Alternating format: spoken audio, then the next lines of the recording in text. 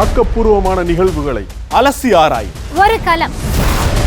RDX திங்கள் முதல் சனிக்கிழமை வரை இரவு 7 மணிக்கு. நெல்லையிலிருந்து ராமேஸ்வரம் நோக்கி சென்ற அரசு பேருந்தில் ஓட்டுநர் செல்போனில் பேசிக்கொண்டே பேருந்தை இயக்கிய வீடியோ வெளியாகியுள்ளது. கூடுதல் விவரங்களோடு இணைகிறார் செய்தியாளர் ராஜா. வணக்கம் ராஜா, விவரங்கள்.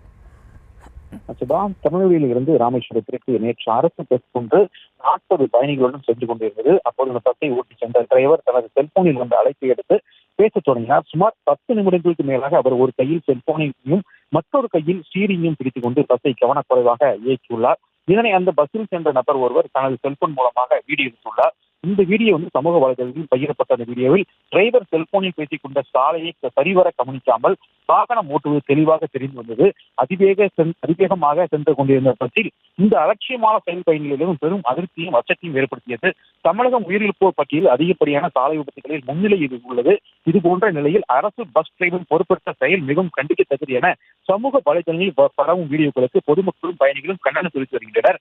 பயணிகளின் பாதுகாப்பை கருத்தில் கொள்ளாமல் அலட்சியமாக செயல்பட்ட டிரைவர் மீது போக்குவரத்து துறை கடுமையான நடவடிக்கை எடுக்க வேண்டும் என பயணம் செய்த பயணிகள் கோரிக்கை விடுத்துள்ளனர். சுபா,